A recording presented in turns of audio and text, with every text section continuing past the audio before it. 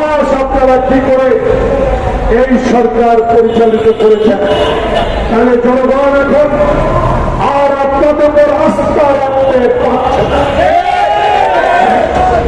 কারণ আস্থার সংকট আপনাদের মধ্যে। 11 মাস অতিবাহিত হল, যেখানে সভাপতি 3 মাসে নির্বাচন দিতে পারল, সেখানে আপনার মতো বিশ্বের দরবারে একজন গ্রহণযোগ্য ব্যক্তি কি কারণে 11 মাস বিলম্বিত করছে? এখনো ফেব্রুয়ারির নির্বাচনের কথা বলেছেন, কিন্তু দিনক্ষণ তো ঠিক করেন না। তাহলে দিনক্ষণ ঠিক করার জন্য যে অপেক্ষা, সে অপেক্ষার কারণ হল গোপালগঞ্জে এই নৃশংস অত্যাচার অবিচার। তাই আজকে আমরা আপনার উপরে ভরসা রেখেছি, ভরসা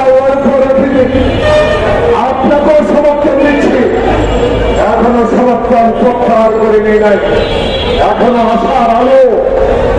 আপনি গণতন্ত্র ফিরিয়ে দেবেন, বাংলাদেশের মানুষের ভোটাধিকার ফিরিয়ে দেবেন, বাংলাদেশের মানুষকে অন্তত পেট ভরে ভাত খাওয়ার ব্যবস্থা করে দেবেন। আর রাজপথে মিছিলের প্রয়োজন হবে না, বাংলাদেশের আয়না ঘর তৈরি হবে না, বাংলাদেশের অসত্য মিথ্যা মামলা দায়ের হবে না, বাংলাদেশে আর পুলিশ নিয়ে রিমান্ডে নিয়ে আর অত্যাচার করবে না, রিমান্ডের নামে টাকা লুট করবে না, বাংলাদেশে আর আওয়ামী লীগের নেতাদের মতো অর্থ লুট করবে না। বাংলাদেশের মানুষকে একটি সুষ্ঠু নির্বাচন উপহার দেওয়া আপনাদের দায়িত্ব। সেই দায়িত্ব পালনে যারা আপনাকে ব্যর্থ করছে তাদেরকে খুঁজে বের করতে হবে। কারণ এই গোপালগঞ্জের এই হত্যাকাণ্ড এবং আক্রমণ নির্যাতনের জন্য দায়ী।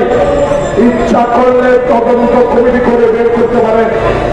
হত্যাকাণ্ড হলে যে কোনো ঘটনা ঘটলেই তদন্ত কমিটি হয়, সেই তদন্ত কমিটির রিপোর্ট কি আদৌ বাংলাদেশের মানুষ জানে? সচিবালয়ের আগুন কে লাগিয়েছিল?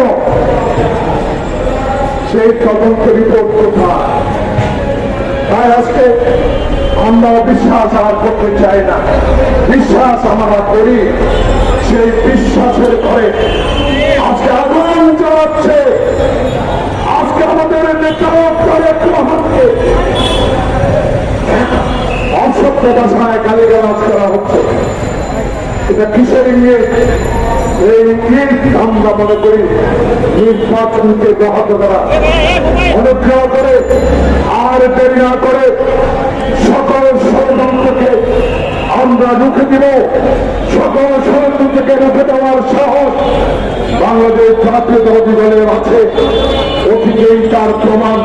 16 বছর যারা হাত পানিতে থেকে পুলিশের অত্যাচারের কথা আমরা বলে নাই, আয়নাগরের কথাও বলে নাই।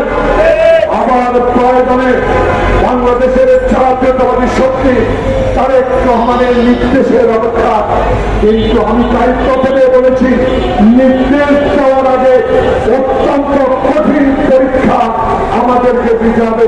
কারণ এই ষড়যন্ত্রকারীরা চাইলে রাজপথে আবার আন্দোলন করে আমরা বিশৃঙ্খলা সৃষ্টি করে নির্বাচন যাতে না হয়, সেই দিকে বিএনপি সচেতন। আমি ধন্যবাদ জানাই বিএনপির জাতীয় স্থায়ী কমিটি এবং জাতীয় স্থায়ী কমিটিকে সময়ের মতো বিবৃতি দিয়ে বাংলাদেশের মানুষকে আপনারা আশ্বস্ত করেছেন। তাই আজকে এই চলক দল কষ্ট করে জীবন নির্বাহ করেন, অনেক অত্যাচার সহ্য করেছেন, আর অপেক্ষা করতে হবে ফেব্রুয়ারি পর্যন্ত। ইনশাআল্লাহ আমার ভোট আমি দেব, দিনের ভোট দিনে দেব। আর হাসিনার গুন্ডা বাহিনী আমার ভোট কেন্দ্র দখল করতে আসবে না। আর হাসিনার বাহিনী আর রাতে ভোট দেবে না।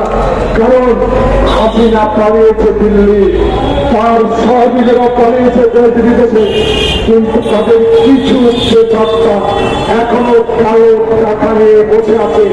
এই কালো টাকার পর তত্ত্বাবধায়ক সরকার ইন্টেরিয়ার ডিপার্টমেন্ট আপনাকে কার টাকা দিয়ে এই গোপালগঞ্জে এই সহিংসতা সৃষ্টি করেছে তাদের খুঁজে বের করতে হবে। সবাইকে ধন্যবাদ।